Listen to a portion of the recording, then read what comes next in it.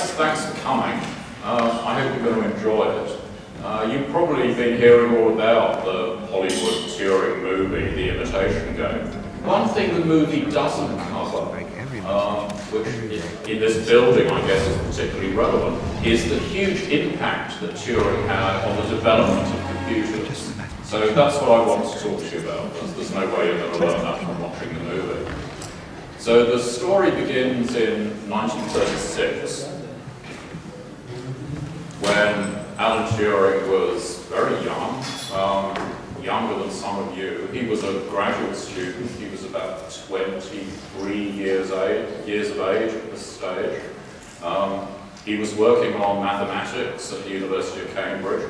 In particular, he was working on the foundations of mathematics, a very abstract problem in the foundations of mathematics that was originally posed by the German mathematician David Hilbert, who was kind of the pope of mathematics in those days. He was, you know, he set the agenda for mathematics right across Europe in a speech that he gave in 1900 in Paris, and everyone looked up to Hilbert. He was sort of the source of direction in mathematics in those days.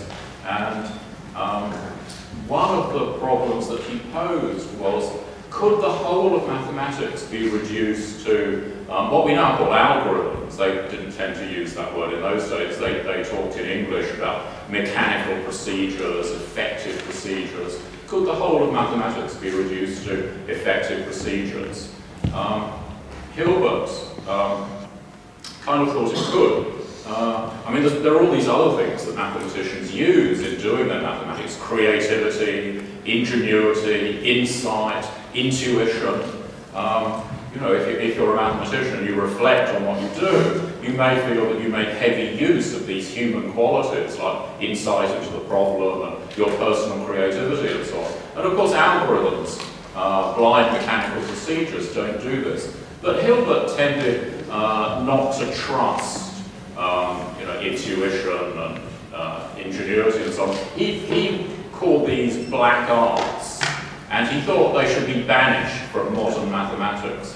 So Hilbert very much wanted to, in the modern world, to reduce mathematics to mechanical procedures, to things that a machine could do. Turing heard of this problem in some lectures in the Foundations of Mathematics at Cambridge in 1935, and he was immediately attracted to this problem. And he smelt a rat. He thought that Hilbert was wrong. Turing suspected that you couldn't reduce the whole of mathematics to mechanical procedures, and he set out to prove that. So this is a very abstract problem in the Foundations of Mathematics, very abstruse. No one could have guessed that anything of any practical value would come from Turing's research into this abstract problem that Hilbert had posed, let alone a machine that would change all our lives. Yet that is exactly what happened. As a result of his work on this abstract problem, Turing managed to invent, purely by accident, the fundamental logical principles of the modern computer, kind of the pillars on which the whole computer revolution was subsequently based. I guess we all know that the way to get you know, a computer, your laptop or whatever, to carry out some particular job, word processing say, is to locate the appropriate program in memory and click on it. If you're a computer science student, you'll know that that's called the stored program concept in English. And that's what Turing invented in 1936. He invented the stored program concept. There was no engineering at this stage. Turing was working just on paper. The engineering came later. But Turing introduced what he called the universal computing machine. And he showed that by storing different programs of instructions in the memory of the universal computing machine, the universal machine could be made to carry out any task for which a computer program could possibly be written. That's why he called it the universal machine. It could carry out any task that could be programmed. So Turing's fabulous idea really was for a single machine of fixed structure, a single slab of hardware, that by making use of coded instructions stored in its memory, could change its behavior in a plastic, flexible way, a sort of chameleon-like way. You know those little lizards that can kind of change their colour depending on the conditions around them, change their colour and their patterns. Well, Turing's machine could change in response to what people wanted it to do. It could change from a mathematical calculator to a word processor to a chess opponent to a photo editor. The universal Turing machine could do anything that you could write a program for, just stick the program in its memory and it will become the machine that you want it to be. I guess nowadays, when we all own, or most of us own, a physical realization of a universal Turing machine, Turing's conception of this one-stop shop computing machine seems kind of obvious. You know, it's like the wheel or the arch or the cart or something. You kind of think, well, how come we had to wait, you know, 10,000 years for people to invent these things? Why didn't they invent them sooner? It's so obvious. And it's the same with the stored program universal machine. How come we had to wait until 1936? But we did. And nowadays it seems, as I say, an obvious idea. But in 1936, Turing's idea of a single machine, a universal machine, was revolutionary, startling. Because in those days, engineers thought in terms of building different machines for different purposes. If you wanted a typewriter for processing text, well, you built a typewriter. If you wanted a calculator for doing arithmetic, then you built a calculator. You built different machines for different purposes. And here is Turing's revolutionary idea of the single universal machine that can do the logic. Turing was immediately interested in building a universal machine. He could see the potential. But he didn't know of any technology that he could use to build a universal machine. The leading technology in those days was the relay technique. This was used all over the planet in telephone exchanges, teleprinters, and etc., etc. It was ubiquitous. It was the cutting-edge technology of the day. Relays, as you probably know, are little electromechanical switches. They have moving parts, a moving metal bar that makes and breaks an electrical contact. So they're on-off devices, they're digital switches. And this moving metal bar is moved by an electromagnet. That's why they're called electromechanical. From today's perspective, they operate very, very slowly, they're horrendously large, and they're unreliable. They tend to wear out because as they switch hundreds of times every minute or even faster, you get mechanical wear between the moving bar and the contact. And eventually you get so much wear that, you know, the contact doesn't reliably meet with the moving bar. So relays were clunky, too big, too slow, too large. They were so large that you could get insects trapped inside the relay. And you've probably heard the story that that's how the term that we all use, bug, in a computer, that's how that term arose. The original bug was a moth stuck inside a relay in one of the relay computers that they built in the United States at Harvard. But relays were, as I say, the cutting-edge technology of the day. Turing considered building a universal Turing machine, or a universal computing machine, as he called it, out of relays, and he did a sort of back-of-the-envelope calculation to decide how many relays he'd need and how big the resulting machine would be. And he decided, after a bit of calculating, that the resulting universal computing machine, if built from relays, would be about as big as the Albert Hall, which is a huge Victorian building in the centre of London. You know, they have orchestral concerts in there. You know, there's room for a vast audience. It's a massive building. Obviously, a computing machine of that size was just not a practicable proposition. It was, in fact, during the war that Turing learned of the technology that he would, after the war, used to start building the universal Turing machine in hardware. The way to do it was electronics. The difference between an electronic tube and a relay is that in an electronic tube, the only moving part is a beam of electrons. So an electronic tube can switch incredibly fast compared to a relay. And also it's much more reliable. There's no mechanical wear created by a beam of electrons. But Turing didn't know about electronics in 1936, and it was, in fact, towards the end of the war, 1943, early 1944, before he found out about electronics. But after the war, as I'll explain, he went on to build an electronic universal Turing machine in hardware. But before that, he did some interesting stuff at Bletchley Park. And in particular, from 1939 on, beginning of the war, he was much too absorbed by the problem of Enigma to give much thought to his idea of a universal computing machine. You've probably all heard of Enigma. The Enigma Machine, which looked a bit like a typewriter, was a portable encryption machine that all the German forces used. The Navy used it, the Army used it, the Air Force used it, the secret police used it, and so on. So if the British could crack Enigma, then they would, in principle, be able to read all the German military's messages. And so they'd have,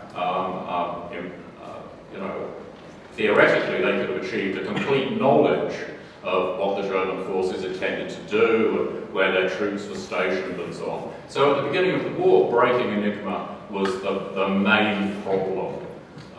The Poles had already broken it. The Poles had been breaking German military Enigma since the early 1930s, since about 1932. But the Germans were always kind of refining the operating procedure, and the procedures that the Poles were able to use in those early days had been pretty much cancelled by the beginning of the war.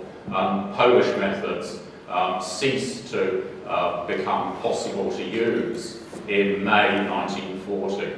That was when the Germans closed the last loophole that the Poles were using to break Enigma. So it was like a fresh problem. The Enigma machine had been refined by 1940, and there were no known methods to break it. The Polish methods didn't work anymore. So that was Turing's problem, how to break Enigma. Turing's idea was build a machine to attack a machine. To attack the Enigma machine, you build another machine. Turing called it the bomb. This is it. It was named after a Polish machine that the Poles built in 1938 to 1939. The Poles called it a bomber. So if you want to know why Turing's machine was called a bomb, it was because it was sort of loosely based on the Poles' machine, and they called theirs a bomber. But that just sort of shunts the problem one stage further back, if you're interested in where the name comes. Why did the Poles call their machine the bomber? Nobody really knows. But I think the most plausible story is that the great Polish codebreaker, Marian Rejewski, who was responsible for designing the Polish bomb, he and his small group of codebreakers had kind of gone to a cafe to have a cup of coffee and some refreshments. And it was there while they were talking that the idea for the bomber suddenly hit Rejewski. And they needed a code word for it, and they were eating bombers at the time, you know, ice cream desserts, bomb in French. So probably that's where the name bomber came from. Anyway, Turing radically improved Rejewski's design. Rejewski's bombers could no longer work after the changes that the Germans made in May 1940. They were completely useless from that time on. So Turing needed a machine that was flexible enough to deal with changes that the Germans would make to Enigma and the operating systems. And in fact, Turing's bomb carried on in a more or less unchanged form right through the war, the whole duration of the war. So to give you some idea of how large it is, it's about, well, it's a little bit taller than I am. I don't know the measurements in meters, I only know them in feet, which are probably pretty meaningless in Czech. But the bomb was about that much taller than me. a massive machine. It was relay-based. Later bombs were electronic, but Turing's original bomb was relay-based.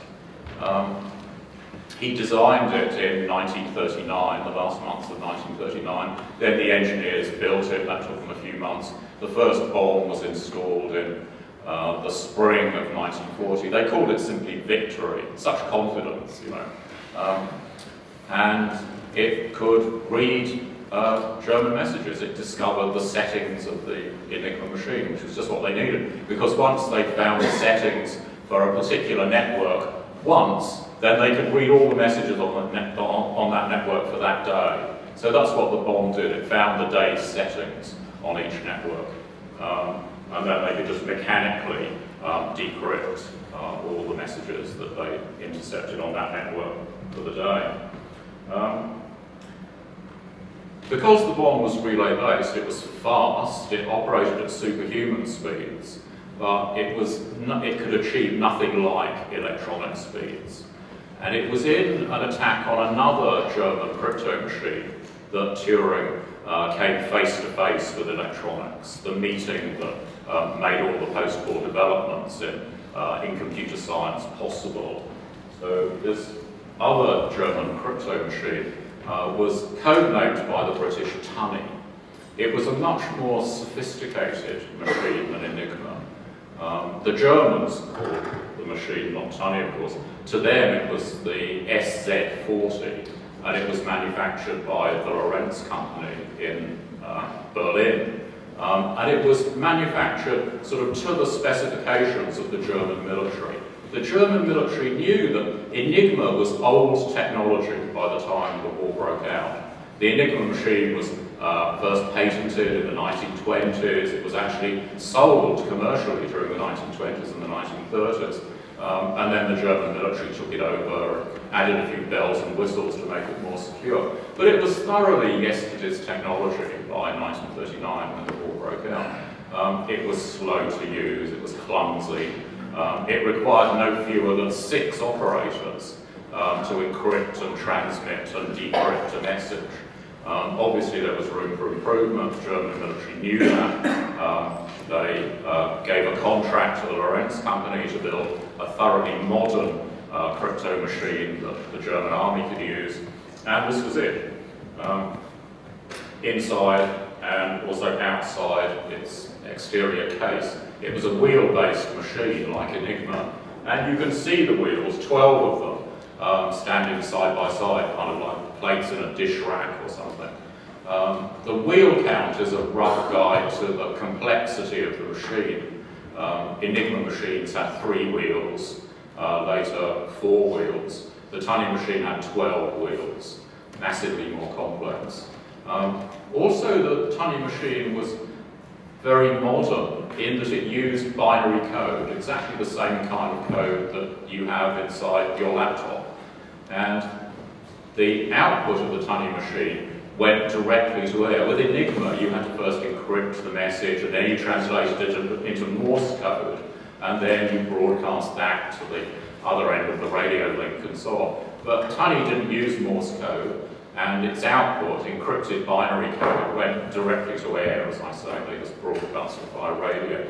The British listening operators, who used to sit there with their headphones on, closely monitoring the German frequencies in order to pick up Enigma messages. In 1942, they suddenly reported hearing a strange new music on the airwaves. That's how they described it, a strange new music. And this was the sound that they'd never heard before of binary code, encrypted binary code, being transmitted extremely fast. It was the Tunny machine going on the air. Tunny was much more secure than Enigma, used at a much higher level. Enigma was used by sort of all ranks of the German army and German navy. Tunny was used just by Hitler and his generals. It carried only the highest level traffic.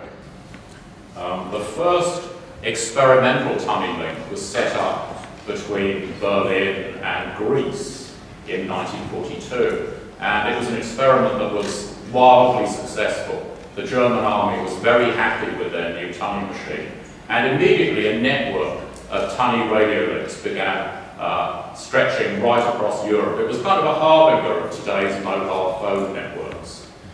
So the two centres, the two very large exchanges, were in Berlin to handle the western links and in Königsberg to handle the eastern links towards the Russian front. And there were large fixed exchanges in some other centres, for example Paris. But mainly tunny units were mobile, and they would follow the fighting. They'd be at the front lines, they'd be attached to the general or field marshal who was responsible for overseeing the battle, deciding the tactics and so on. And the mobile trucks would just move as the front line went backwards and forwards. So a mobile tunny unit consisted of two trucks. One contained two tunny machines, one for transmitting and one for receiving, and the other truck contained the radio equipment. The reason you needed two trucks was because the teleprinter equipment that was involved in creating the encrypted messages through the tunny machines would interfere with the radio equipment, and so they had to keep them well apart. So they parked the radio truck a couple of kilometres away from the truck with the tunny machines in, and they had a landline connecting them. The tunny machines would create the encrypted binary code which would go along the landline to the radio truck, and that would transmit it along these links to whoever the receiver was. Because the Poles gave the British an Enigma machine in 1939, and then pretty soon after, the British started capturing Enigma machines during the campaigns in 1939 and 1940. So the code breakers at Bletchley Park had examples of Enigma machines kind of sitting on their desks. They knew everything about how they worked.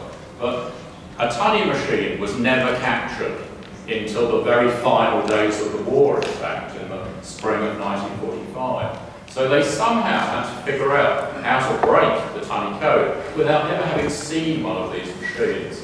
The guy who did it, the guy who reverse engineered the tunny machine, was this man, Bill Tutt, a very famous mathematician. He did graph theory. That's what he was famous for. No one knew that he'd broken tunny, so he was never famous for that. That was kept secret until more or less after Tutt's death. But he did reverse engineer the tunny machine, and moreover, he managed to do it from just two intercepted messages of about 4,000 characters long each. Just two spongy messages. That was all Tutt needed in order to figure out the internal logic of the tunny machine, how it worked. It's one of the most amazing code-breaking feats ever. I mean, the ratio of data to theory is minuscule. He just had two messages, and yet he developed a whole theory, a correct theory of how the tunny machine worked. He just sort of announced one day, well, you know, this machine's got 12 wheels, and here's how they cooperate in order to produce the encrypted messages, which are encrypted binary code, by the way, and that goes directly to air. Tutt figured it all out. He was never really given credit for that. He's just starting to get credit now, but in his lifetime, never. And even at Bletchley Park, never. Because security was very tight at Bletchley Park, as you'd imagine. And they had a kind of need-to-know principle. If you didn't need to know something, you weren't told it. And the people who were working on tunny, who were breaking the messages during 1943, 1944, 1945, they didn't need to know that it was Tutt who'd broken the machine. So nobody was told. Tutt saved an unknown number of lives, an untold number, possibly millions of lives, but nobody knew what he'd done. And he was, you know, a very modest man. He never bragged about what he'd done.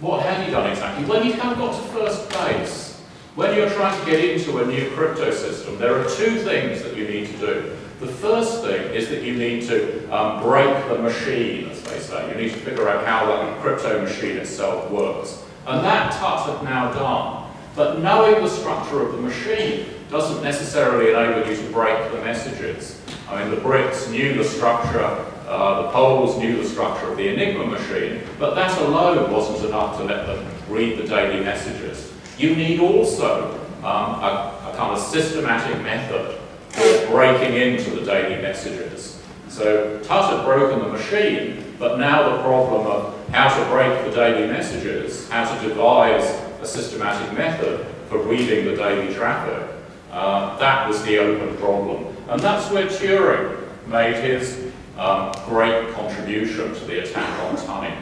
Turing invented the first systematic method for reading the daily Tunny messages.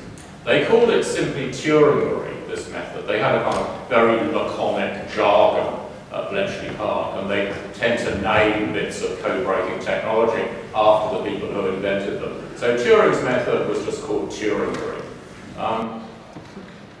It depended on a process called deltaing, which is still in use as a piece of crypto technology today.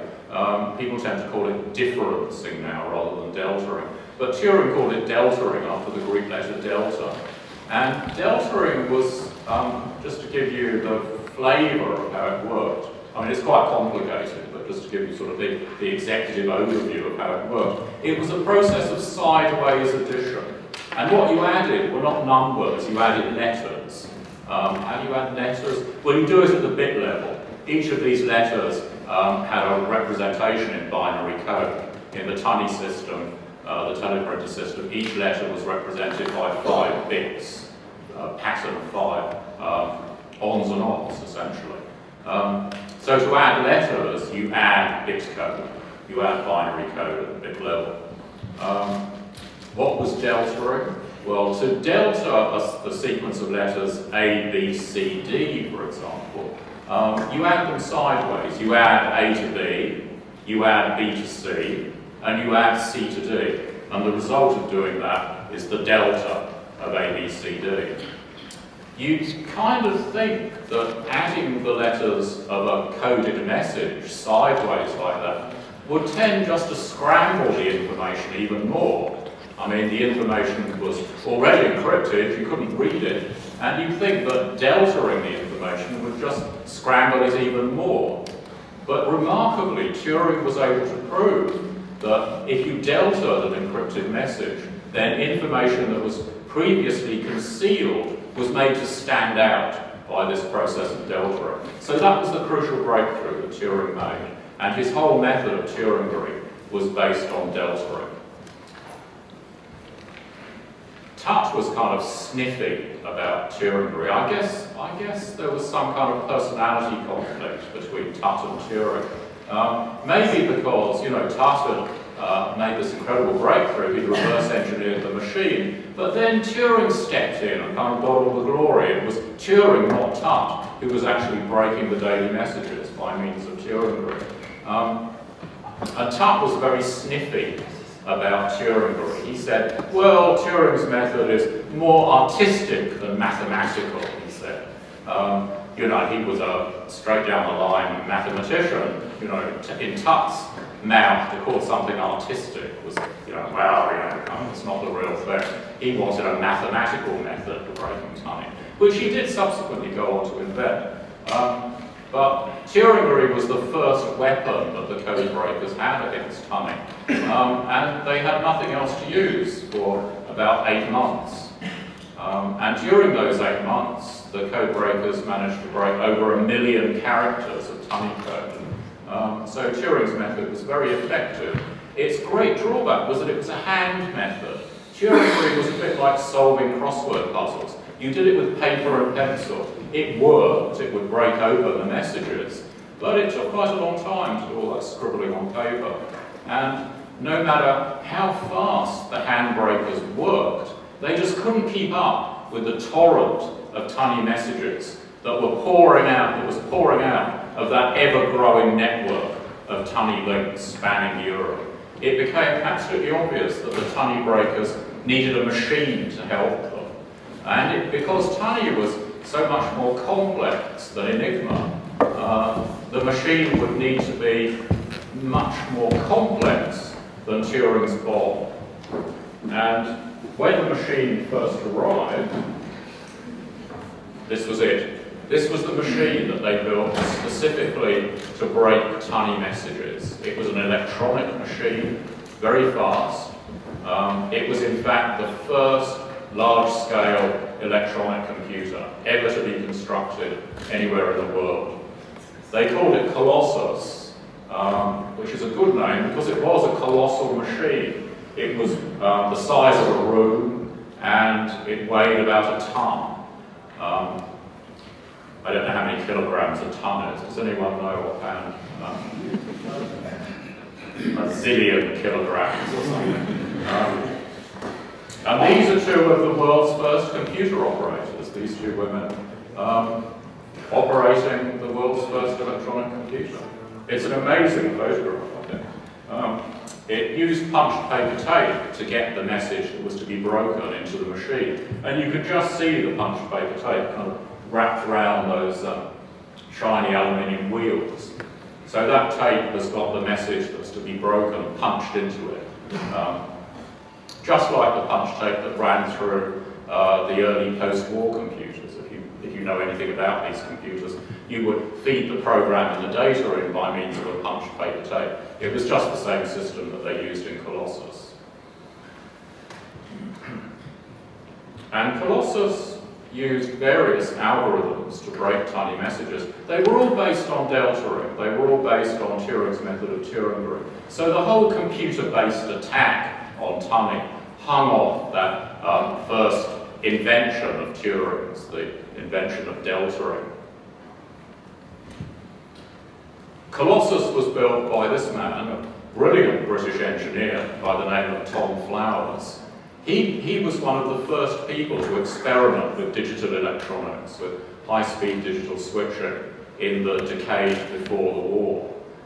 His main interest was building electronic telephone exchanges, and he tried to introduce digital electronic equipment into telephone exchanges before the war. So he knew pretty much everything there was to know about how to use electronics digitally by the time the war broke out in 1939.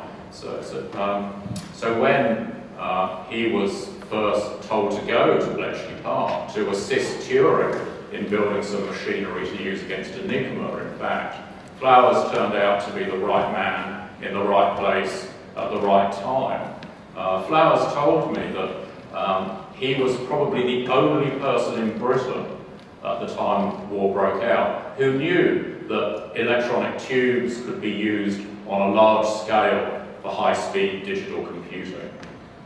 So when Flowers heard about the need for a fast machine to break tunning, he knew he was the man to build it. He knew they needed an electronic machine. And he specified a machine that would contain 2,000 electronic tubes. It was an enormous number in those days.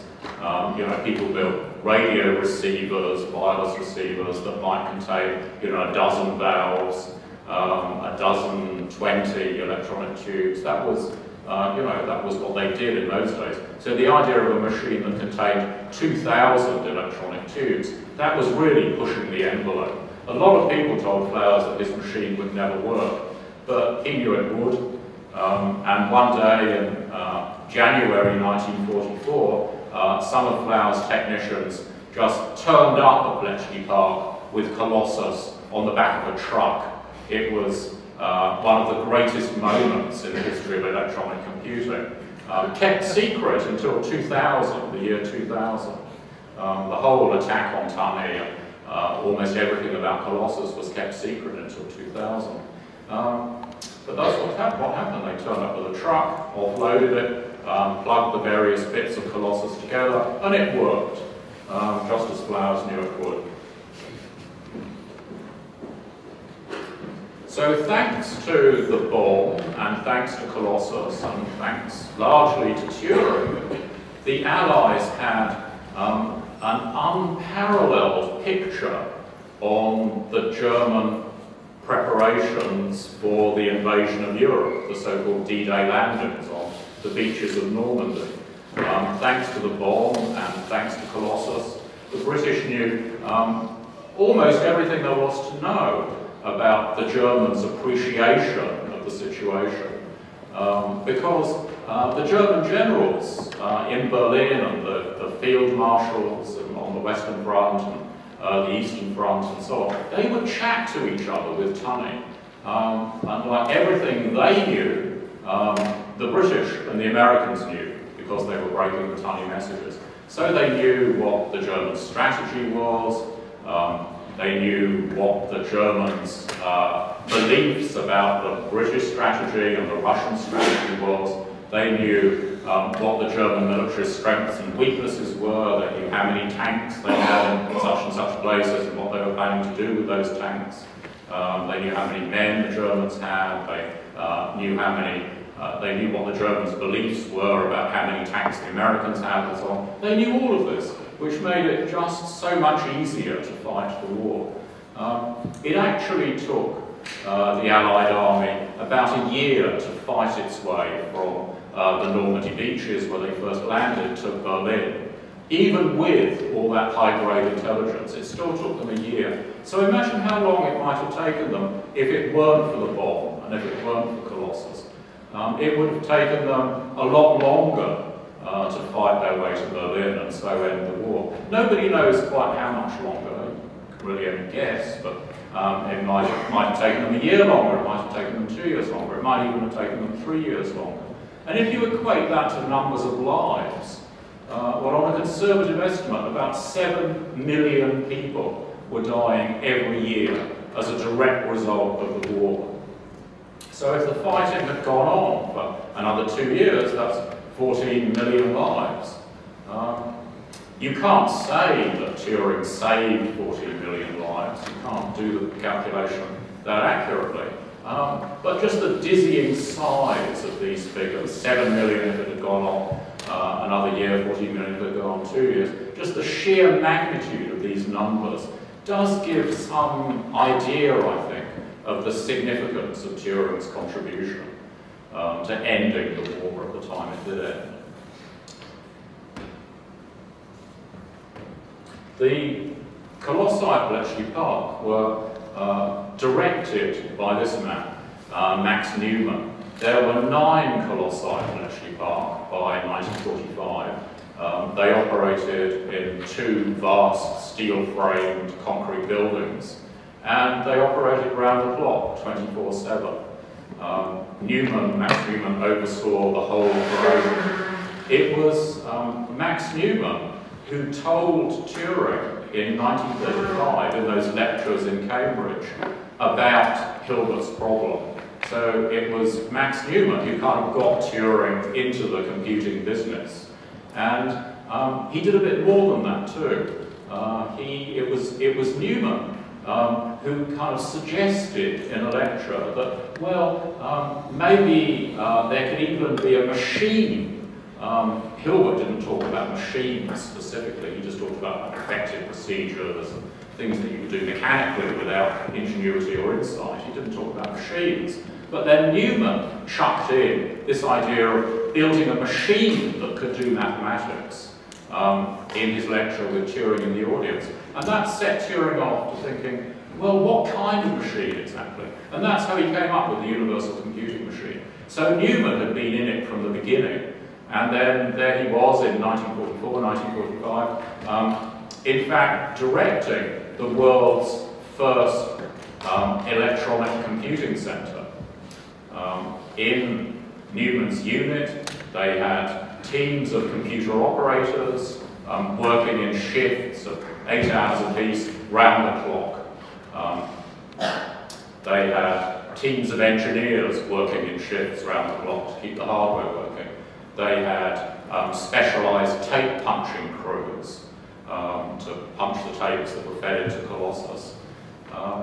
I mean, these were features that weren't seen again until the 1960s, when the first big mainframe computers began to be installed and computing centres were constructed around the new mainframe computers. And you would have teams of operators working in shifts around the clock, teams of engineers and so on. But it was all there in Newman's section at Bletchley Park in 1944 and 1945. As I said, Colossus and Tiny was kept secret until 2000. Nobody knew what Flowers had done. Nobody knew what Newman had been doing in the war, let alone Turing. And as a result, Flowers never got credit for Colossus.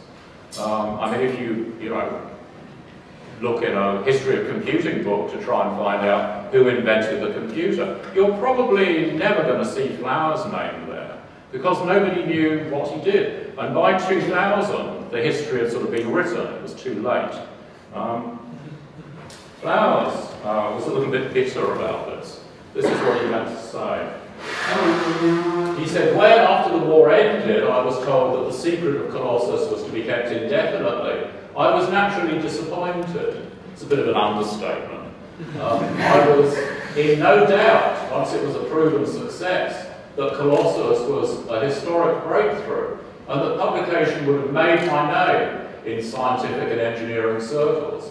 A conviction confirmed by the reception accorded to ENIAC in the US. That's the first electronic computer that they built in the United States. The US equivalent of Colossus, made public just after the war ended. And then Flowers said, I had to endure all the acclaim given to that enterprise without being able to disclose that I'd anticipated it. It's a sad story. I've got a picture, yes, a picture here of the ENIAC. So the ENIAC was, it didn't run until the end of 1945, December 1945. So it was built for wartime use, but it missed the war. The war was over before it was operational. And so it first ran in December 1945. Flowers' Colossus first ran in January 1944. So ENIAC was kind of 2 years later. But because nobody knew about Colossus, and because ENIAC, although it was originally classified, it was declassified at the beginning of 1946, and it hit the American newspapers. So the whole world found out about ENIAC. Nobody knew about Colossus. So ENIAC went down in history as the first large-scale electronic computer, when in fact Flowers had preempted it by 2 years. The ENIAC and Colossus were very similar machines. They were both special-purpose machines. Not the sort of, they weren't universal machines, they weren't general-purpose computers. Colossus was designed just to break tiny code. It lived and breathed to break tiny messages, and it couldn't do anything else. It couldn't even do long multiplication. Flowers just left out every feature that they didn't need in order to break the tiny messages. He wanted to build the machine as quickly as possible. He left out long multiplication. He left out the stored program concept. As they did in ENIAC. ENIAC was also a special purpose machine. It wasn't stored program. Both Colossus and ENIAC were programmed in the same way by physically rewiring the machine. In order to change the program in ENIAC, you had to monkey about with cables and switches. You rerouted cables in order to reprogram the machine. Imagine having to do that with your laptop, to rewire it, to lift the lid and rewire it in order to get it to run your favourite gaming program or whatever. It was a programming nightmare, and it could take, if things went badly, it could take 3 weeks to reprogram ENIAC for a new task. To us it seems like Stone Age, primitive, but that's only because we all take Turing's glorious stored program world for granted. They just didn't have it in those very early years. So that was the next challenge, to build a stored program universal electronic computer. Electronic computers had been built, and as soon as Turing saw Flowers' racks of electronic equipment in Colossus, he knew that this was the way to build his universal Turing machine. And he just had to wait until the war was over in order to start building an electronic universal stored program computer. Newman, too, was equally as excited about the prospect. He, too, could see that Flowers had developed the technology they needed in order to build a universal Turing machine in electronic hardware. So when the war finished, Turing went to London and joined an organisation called the National Physical Laboratory in order to design a universal stored program computer. And Newman went to the University of Manchester in the north of England, and he set up what he called his computing machine laboratory, and hired in some engineers. And again, his idea was to build the first universal Turing machine in hardware. So a kind of race developed between Newman in Manchester and Turing in London to get the first electronic stored program computer running. And Turing's computer was called the ACE, or the Automatic Computing Engine. And it really caught the imagination of the public, as you can see from these newspaper clippings at the time. Everyone was interested in Turing's electronic brain, as they called it. The cutting there at the top left, the journalist says the ACE, Turing's ACE, is superior to the US model. The US model that he's talking about is the ENIAC. And as the article points out, the ACE was to have a bigger memory store than the ENIAC. In fact, the ENIAC's memory store was minuscule, it was pitiful. It could store about 20 numbers. Compare that to how many numbers your laptop can store. Whereas Turing's computer was to have about the same memory capacity as an early Apple Mac computer. The so-called Fat Mac, which was the second Apple computer to come along in about 1985, had 512K of high-speed internal memory. And that's the same size of memory that Turing specified for the ACE. He wanted about 512K too, back in 1945. So the reporter is quite right that the ACE was to have a bigger memory store. But the reporter kind of misses out the most important difference, and that was that the ACE was designed to be a stored program machine. It was to incorporate Turing's stored program concept from 1936, whereas I said the ENIAC never did. So although Flowers was kind of written out of history, Flowers' ideas lived on through Turing and Newman. They took Colossus technology and focused it on the problem of how to build a stored program universal machine.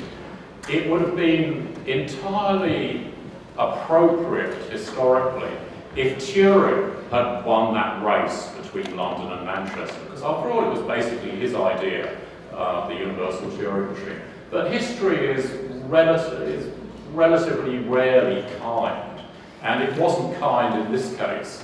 It was Newman that won the race, not Turing. And here's a photograph of Newman's computer at Manchester. This is the first electronic stored program computer. It's the first universal Turing machine in electronic hardware. It was built by two brilliant engineers that Newman brought in. They worked on radar during the war, Tom Kilburn and Freddie Williams. That's Freddie Williams on the right and Tom Kilburn on the left. And they called their machine simply Baby, which is kind of appropriate because Baby is the distant ancestor of all our machines now, our laptops and mainframes and phones and iPads and all the rest of it. They all go back to Baby. I've got another picture here of the Baby. It's a room-sized computer. Turing was closely involved in the Baby in various ways. Well, it was his idea. I mean, they were building a universal Turing machine in hardware. And also it was Turing who taught Kilburn how to build electronic computers. Turing gave a series of lectures in London in 1946 to 1947. Kilburn was in the audience. Freddie Williams said that Kilburn didn't know the first thing about computers when he started out on that course, but by the end of the course he was able to sit down and design a computer of his own. So that's Turing's second contribution to the Manchester computer. He taught Kilburn computer architecture, as we call it now. And then as soon as they got the Baby running in Manchester, Turing just deserted his own project in London, got himself to Manchester as quickly as he could. He'd been panting for years to get his hands on a universal Turing machine in hardware. So he just left his colleagues behind in London. He didn't care, he went straight to Manchester. And what he found was a fairly primitive machine.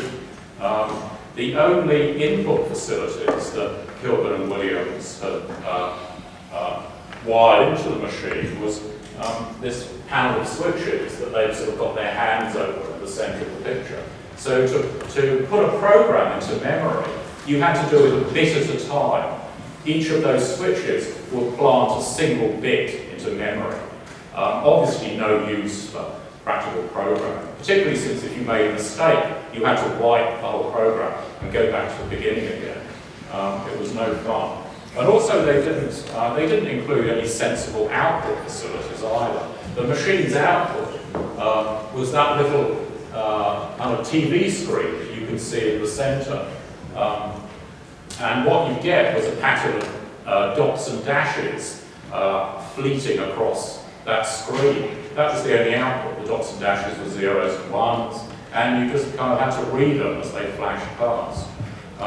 So, as I said, a pretty primitive machine. Turing kind of, showed them how to build a serious computer. He used Colossus technology to build sensible input-output facilities. He used exactly the same photoelectric technology that they used to read Colossus's punch paper tapes in order to input programs into the expanded form of the baby and in order to get output from the machine. He designed the first programming system, the first operating system, and he wrote the world's first programmer's manual for the Manchester computer. But this picture of one of Turing's friends, Harry Huskey, is interesting because that great device that Huskey is kind of rocking like a baby is the kind of 1948 equivalent of a USB flash drive. Its capacity wasn't large, it must be admitted. You could get about 2 to 3K bits in there. And these units, they were called Williams tubes. They were the main memory units of the Manchester machine. That great box contained essentially a TV tube, and computer memory, the way they did it at Manchester, consisted basically of television tubes, and the data, the program, the data was stored on the TV tube in the form of dots, basically, pixels we call them now. That was how they, that's what they had instead of hard drives in those days. The next big step on in the course of the story was Turing's own computer, the ACE. They got a pilot model of the ACE working in London in 1950, a couple of years after the Manchester machine first ran. And there it is with the light kind of streaming in through the window, the light of the new age beginning. Turing's machine wasn't the first, but it was certainly the fastest. Turing had specified a clock speed of 1 megahertz, which was really pushing the envelope of technology in those days. And Turing's ACE, once they wired it together, just blew all the other early computers off the stage. It was the fastest machine in the world. It didn't have as much memory as Turing had specified, although the engineers had the courage to follow Turing in the clock speed. They didn't really share his vision of a large memory, and the pilot model ACE had only about 5% of the memory capacity Turing had originally specified, so quite a tiny memory, about 5%, 512K. But nevertheless, the pilot model ACE was a pretty spectacular machine. You can see that it really doesn't contain much equipment in it. If you compare it to, I can go back to that slide with the ENIAC. If you compare it to the ENIAC, there's really not much to the pilot model ACE, even though the pilot model ACE had far more storage than the ENIAC. Just kind of heaps and heaps more storage. And it was much faster than the ENIAC. It's a much smaller machine. And that was in accordance with Turing's design philosophy. He thought instead of building hardware, you should throw all the weight on programs. So instead of building a special hardware unit for doing long multiplication, You did that by means of software, by memeans of programming. Kept the hardware as simple as possible. And instead of building special hardware units to do floating point arithmetic, for example, again, you did that by software, kept the hardware simple. This was a very sensible strategy for Turing, because he'd been writing programs, computer programs, since 1936. As far as he was concerned, programming was the easy part of the equation. The difficult part was the electronic engineering. Like every new unit that you built, you had to solve novel engineering problems. So Turing thought, let's minimize the effort we need to put into the engineering and just do it all by software. Very sensible idea, and in many ways a very modern idea. Not everyone agreed with Turing, and we know Turing's opinion of people who disagreed with his design philosophy from a memo that he wrote. This was a memo to, in about 1946, at the end of 1946, a memo that began, I have read Wilkes's proposals for a pilot machine. Wilkes was another engineer who was trying to build a computer in Cambridge, and he was following the American model. Basically, he was trying to build an ENIAC-like machine to which the stored program capacity had been added. So, and he didn't share Turing's idea that you should minimize hardware at all. So this is what Turing said.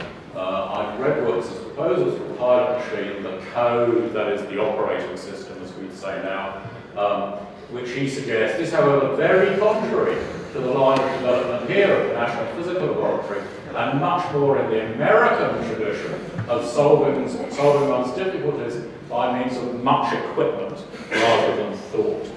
A typically acid comment by Turing, who could be incredibly rude when he wanted to be. And that's the ENIAC he's dissing there. He knew the ENIAC was just ridiculously large and ridiculously slow. So what happened next, very quickly? They marketed the Pilot Model 8s. A manufacturing company called the English Electric Company just took the Pilot Model 8s, manufactured them. They put it in a fancy case that you can see here. That's basically a copy of the Pilot Model 8s in that fancy case. They called it the Deuce, which was kind of a horrible pun, an ace deuce. That was marketing in the 1950s. And the Deuce sold very well. Dozens of them were sold in an era when, if you sold 6 of a large electronic computer, you were doing well. The Deuces were one of the first main workhorses of the computer age. And they were still in use until the 1970s, which is a pretty long lifetime, from 1950 to 1970. Pretty long lifetime for a computer. How often do they change now? Each 2 or 3 years. But the Deuce was such a powerful machine, such a fast machine, that it was able to just, cruise on for 20 years. And then they built kind of the full-scale ACE. This was the version of the ACE that Turing had specified in 1945, not the cut-down version that they built and called Pilot Model 8. So they got it first running in 1958 at the National Physical Laboratory, and this is his machine in about 1960. I think even today it looks quite a futuristic machine. It was one of the very first supercomputers, and those panels that you can see raised there, they were raised and lowered by electric motors. So if you wanted to access the hardware, you could raise a panel in order to get it in. A very big machine, very powerful machine. They used it for all sorts of stuff. And some of the very first experiments on artificial intelligence, AI, were done on the full-scale ACE. And one of the problems that they tackled was the problem of language translation. It's pretty cracked now. Even Google can do really quite good translations for you. But in those days, it was a completely unsolved problem. It was regarded as hideously difficult. And they thought they'd need some element of intelligence in order to translate from one language to another. They were sort of wrong about that, as it turned out. But anyway, that's what they believed in those days. So AI people were very interested in doing language translation around this time. And they were particularly interested in translating Russian into English, you know, because it was the Cold War era. They wanted to know what the Russians were saying, and they wanted to be able to translate all the vast volume of reports and stuff automatically. I spoke to, a while ago, I had a conversation with one of the old guys, now, young guys then, who was working on automated Russian translation on the ACE. And he told me that one experiment that they rigged up one day to see how good their programs were was that they take an English idiom, like the spirit is willing but the flesh is weak, and they get the machine to translate that into Russian, and then they get it to translate it back into English, and see how close the result was to the original. And he told me the translation they got back was, the vodka is good, but the meat is terrible. I don't know whether that's true, but it makes a great story. So, the last episode, I've shown you that yet. The guy who was nursing the 1948 USB flash drive, Harry Husky, he was a good friend of Turing's. An American who originally worked on the ENIAC project. But he came to work with Turing at the National Physical Corporation for a year in 1947 to 1948. And he kind of absorbed Turing's philosophy, the idea of minimizing hardware, throwing the full weight onto the software. Husky went back to the United States, kind of ruminated on Turing's ideas for a few years, and then he used Turing's ideas to build the first personal computer. Husky's personal computer, which was marketed by the Bendix Corporation, big US corporation heavily involved in aircraft manufacture. It was called the Bendix G15. It sold very well. They sold thousands. And Bendix G15s were still in use in the early 1980s in a few places. Again, an incredibly long lifespan. It was a bit larger than we expect our personal computers to be today. It was about the size of a large domestic refrigerator. But there it was. Husky's idea was that by using Turing's philosophy, you could minimize the hardware and so get a machine that was small enough and cheap enough to be parked full-time by the desk of a single engineer. So there we are, Turing's ideas of 1936, augmented by the philosophy that he developed in the course of designing the ACE, led in the end to the first personal computer. Thank you for listening.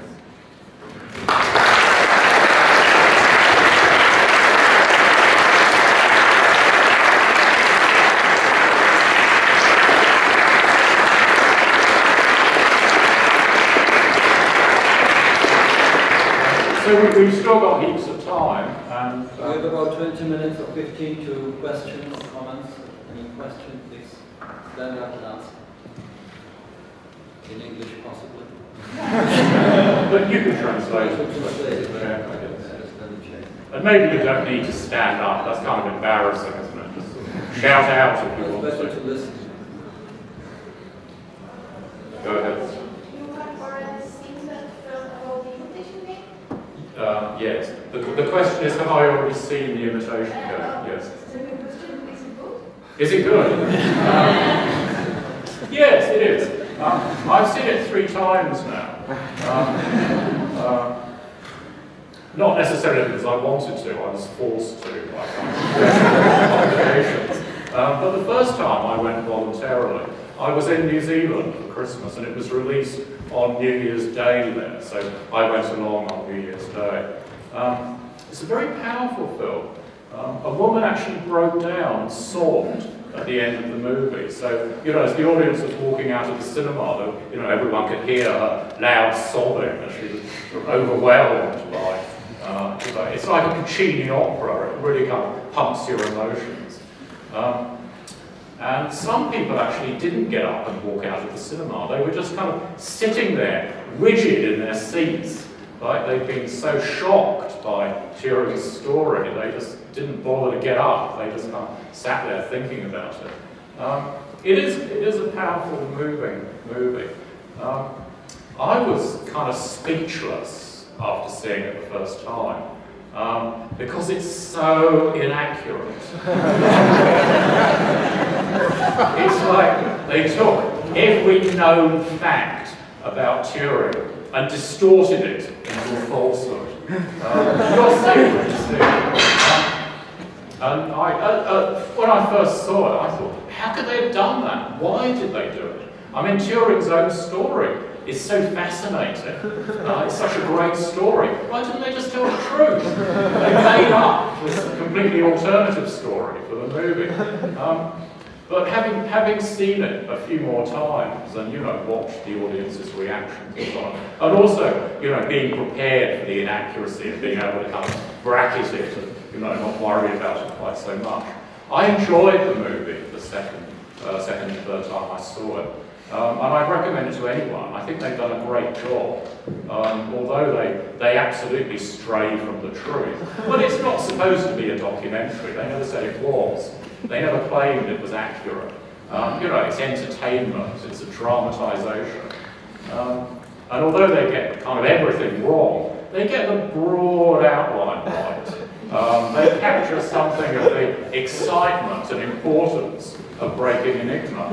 And they put Turing right at the centre of the story, where he was. So I think audiences come away with that much correct information at least. Turing was at the centre of it. And also it's quite a funny movie. I watched it with a Danish audience in Copenhagen a few days ago, and they were laughing away at all the funny lines and, gasping at the really sad bits. So I hope you enjoy it too. And I hope it wins lots of Oscars, which I'm sure it will. That was a very long answer to a very short question. Go ahead. Can you explain more about the theory? I don't know if I understood it. Explain more about the coding, computing. I don't exactly know, but you were explaining that Turing was Delta. the delta. Well, you just take the bit level representation of the letters in the ciphertext. So the ciphertext is the encrypted version of the German plain text. You just take the letters in the ciphertext and you delta them, do that sideways addition at the bit level. And you get these features standing out when you analyse the delta. Because the delta, the result of deltaing the ciphertext letters, is itself going to be a stream of zeros and ones. Those zeros and ones have a very specific meaning because of the way the addition is done, which is essentially exclusive disjunction in a Turing machine. That's how the Turing machine adds letters together in order to obscure the plain text letters. The letter addition in deltaing is also exclusive disjunction, XOR as we call it nowadays. And as a result of that, if you have a dot in, if you have a, how does it go? If you have a 1 in the delta, that means there was no change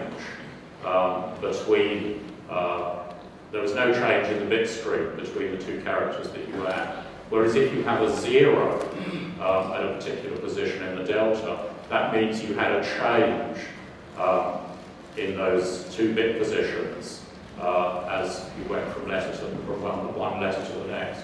So 1 means no change, 0 means change. And because of that, patterns stand out of the bit stream that constitutes the delta that you just can't see if you look at the bit stream that corresponds to the ciphertext below.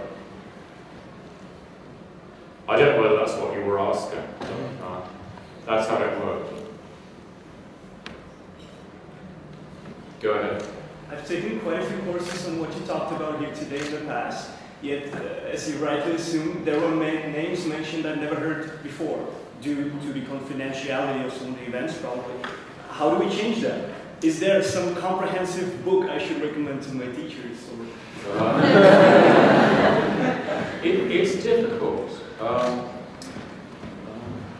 know, as I say, Colossus wasn't fully declassified until 2000, when they released the official 2-volume history of the whole attack on Tunny, how Colossus was used and so on. It was written in 1945 by 3 of the people who worked with Colossus against Tunny. But their 2-volume history was kept secret for you know, nearly half a century. And by that time, the history of computing had been written. So you just don't see Flowers' name. I've been working as hard as I can, you know, since the mid-1990s to try and, you know, correct that myth. But it's just so entrenched that it is an uphill struggle. I've got a book, the book that quotation from Flowers was from. You know, they said, you know, it was just so horrible watching all the credit go to ENIAC. That book is called Colossus, and it tries to tell the story accurately. But also, it wasn't just Flowers, it was Turing. Although Turing, you know, introduced the 2 pillars that support the whole of modern computer science back in 1936, the stored program concept, the concept of the universal machine, they're the twin pillars. They're never credited to him. You know, if you read in a chapter in a computer science text that contains a bit of history, you'll read that ENIAC was the first large-scale electronic computer, and it wasn't a stored program. And the stored program concept was introduced in 1945 by John von Neumann, great mathematician, originally Hungarian, then worked in the United States on the ENIAC project. That was his introduction to electronic computers.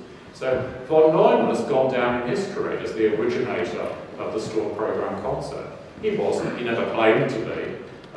He knew about Turing's 1936 paper before the war. He knew about the universal Turing machine. As soon as he saw the ENIAC, you know, he must have thought, what a heap of junk. You know, we need to build a universal Turing machine. So von Neumann kind of placed the universal Turing machine into the hands of American electronic engineers. And then he steamed around the world lecturing on the stored program concept and the universal machine.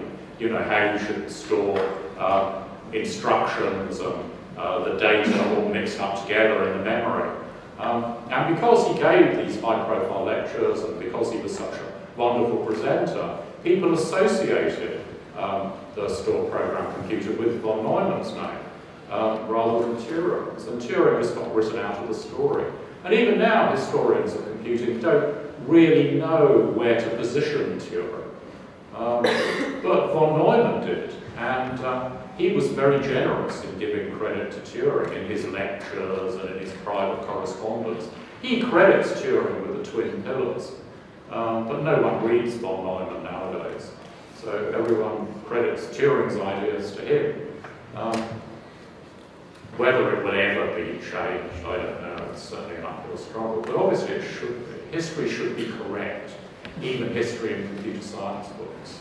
Well, in a sense, it doesn't really matter, but, you know, you want to know where computers came from. You know, the textbooks should tell you the truth, not some myth.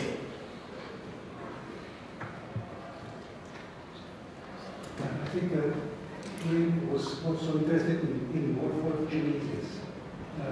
You know that paper on morphogenesis of morphogenesis. Yes. Could you comment on this? It was applied to a kind of research or yes. So the question is about morphogenesis, which is rather an opaque word. It's also known as artificial life, or A-life, which some of you probably will have heard of. Turing was the first pioneer of artificial life. He developed an interest in growth in the late 1940s, early 1950s. This was kind of an exciting time in biology, because in the early 1950s, Crick and Watson had just cracked the genetic code. They found the structure of the DNA molecule. And people talked about Crick and Watson having discovered the secret of life. Of course, they didn't. They were right at the beginning of the story.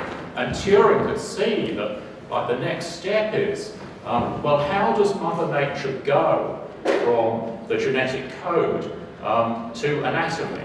You know, what's the step between the information in your genes to the shape of your nose, or the patterns on the end of your fingerprints, or, you know, how tall you are, or, you know, the pattern on your retina and all the rest of it. How do you go from the information stored in the genes to large-scale anatomy?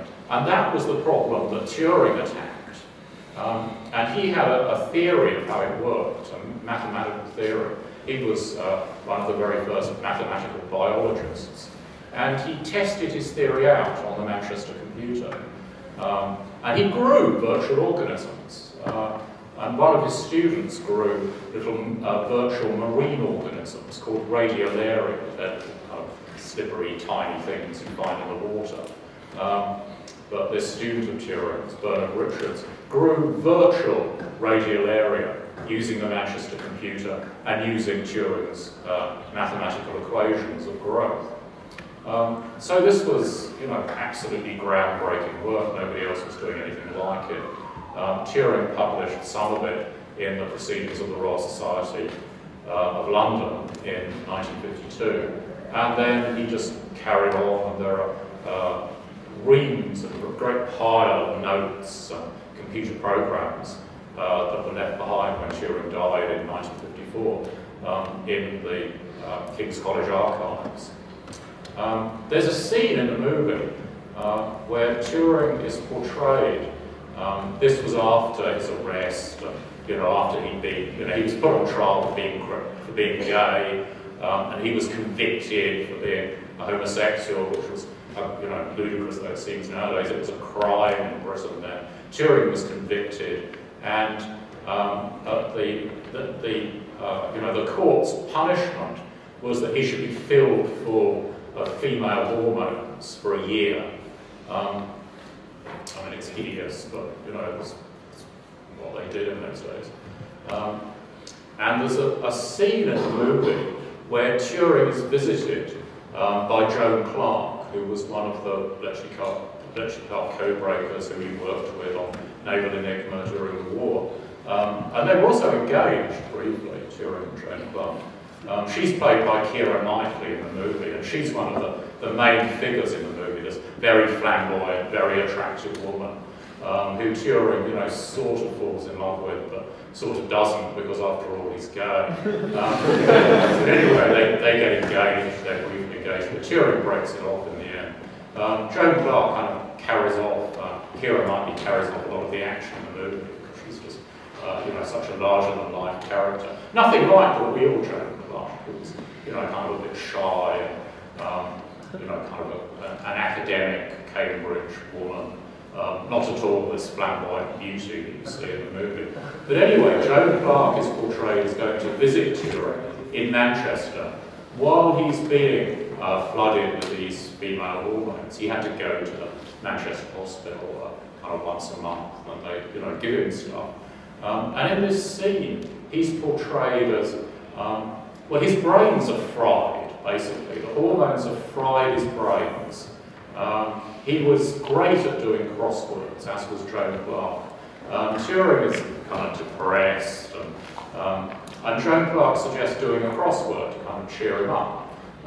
And Turing's brains are so, you know, ruined by the hormones that he can't even start the crossword puzzle. That's how they depict him in the movie. It's kind of broken by the hormone treatment. But in fact, what he was doing at that very time was his work on simulation of growth. You know, far from having his brains fried, he was doing his greatest and most exciting work. And they make a big thing about the hormone treatment. You know, treatment, that's what they called it in those days. They thought you could treat homosexuality by giving a gay man female hormones. You know, how crazy can you get? That's what they called it in those days. So they called it a hormone treatment. And they make a big thing of this in the movie. And you know how Turing suffered. And it was terrible. It was, you know, it was horrible treatment at the hand of, you know, the nation that he helped to save. Done as much as any of Churchill's celebrated generals to defeat Hitler. And the reward they gave him was they flooded his body full of female hormones. And they make a lot of this in the movie, kind of quite rightly. They probably make more of it, though, than Turing himself did. Peter Hilton, one of Turing's code-breaking friends at Bletchley Park, who you'll see in the movie. Peter Hilton is one of the characters in the movie. Nothing like the real Peter Hilton. Quite different, in fact.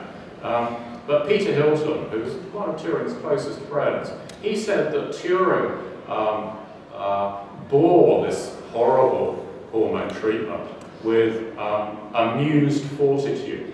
They were Peter Hilton's words. Turing had a great sense of humour, and he was kind of amused by this terrible treatment. And another of Turing's close friends told me that Turing actually regarded the hormones as a bit of a laugh, which is a phrase that just speaks volumes, you know, a bit of a laugh. Turing was such a courageous and resilient and resourceful person that he could just laugh this horrible thing off. Although Turing was portrayed in the movie as completely humorless, they make a big thing about Turing being so kind of socially challenged, which he wasn't. They depict him as being so socially challenged that he can't even understand an invitation to lunch. You know, people invite him to lunch, and he can't understand what they're saying because, you know, they have to phrase it really literally, and only then can he understand it. It's a big sub-theme of the movie that Turing either had autism or was somewhere on the Asperger's spectrum. There's no evidence that he was. They kind of made that up in the movie, and they keep going on about it throughout the movie, as we'll see. And part of this is that they depict him as, you know, not being able to understand jokes, and that's a recurring theme during the movie. But the real Turing was, he was humorous. He loved jokes. He laughed a lot.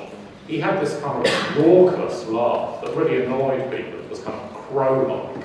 You know that noise that crows make. And it really grated on people's nerves. And they might have wished, his friends might have wished that Turing didn't get the joke. Because it would have stopped him laughing. But actually he laughed all the time. And he's nothing, you know, the Turing in the movie is nothing like the real Turing. So, you know, you should be braced for that. But nevertheless, Benedict Cumberbatch does a great job of portraying someone, not quite Turing, someone very well. Okay, so let's thank Professor Copeland again.